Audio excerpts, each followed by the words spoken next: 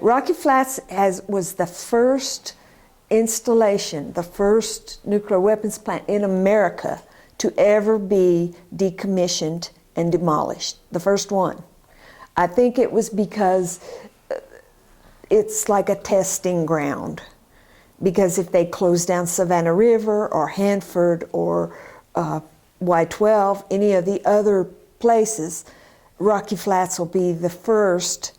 And oh yeah, it was supposed to take 30 years or something. It ended up taking, what, 6 years or something. And it 7 years was a cleanup when they did it. Yeah.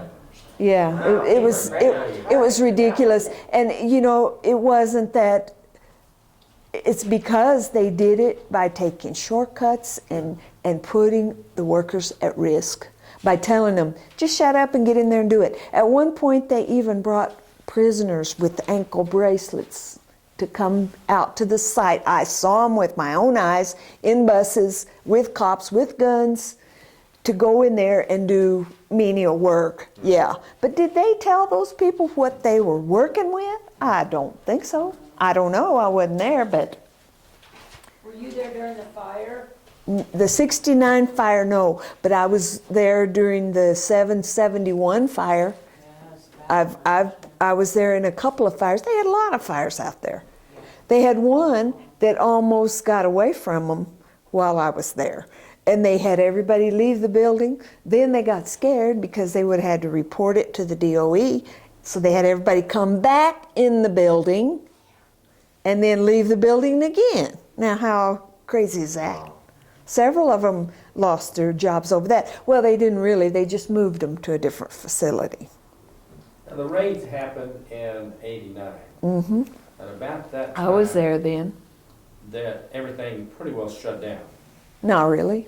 At that point, what were they doing? Well, they said they were supposed to shut everything down, but they had so much material in process that they had to finish whatever it was to go on through the system. What, you know, what were they processing? nuclear weapons, bombs, pits.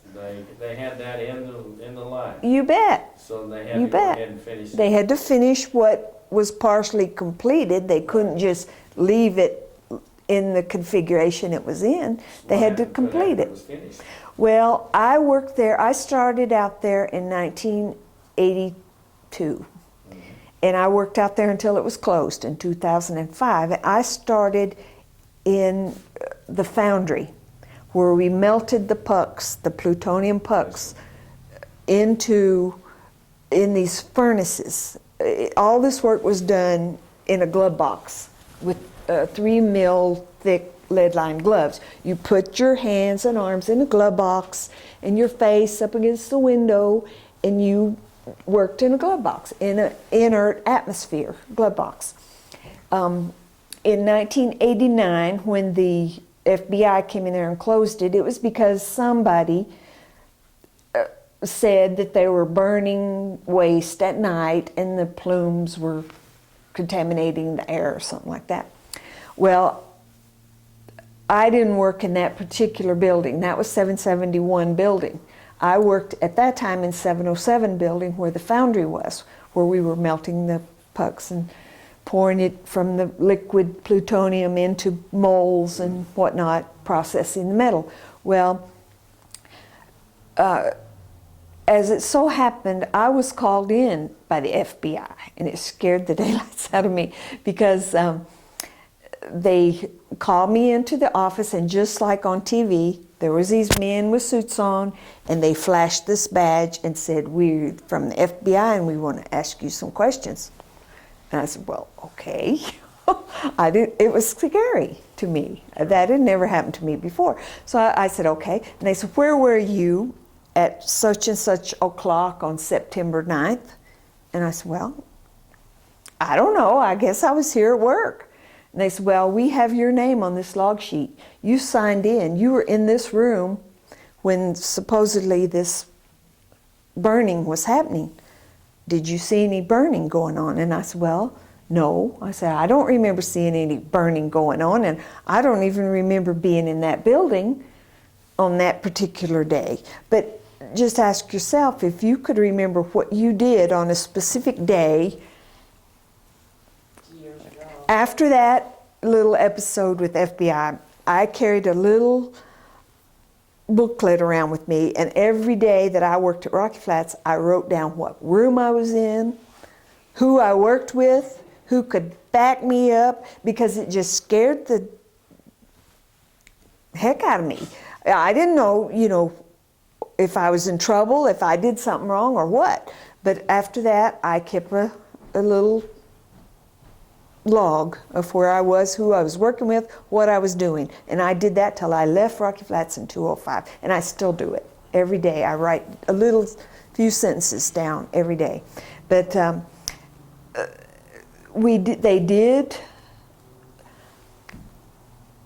they said that they stopped production, but what we did finish up stuff that was in the lines, and we still worked on for years after that thing in '89 to get stuff out of the boxes. Where did it go after you got it out of the box? You said it was in process, and I in process, we didn't just stop everything and pull everything out of the boxes. We went on ahead with the processes we were doing.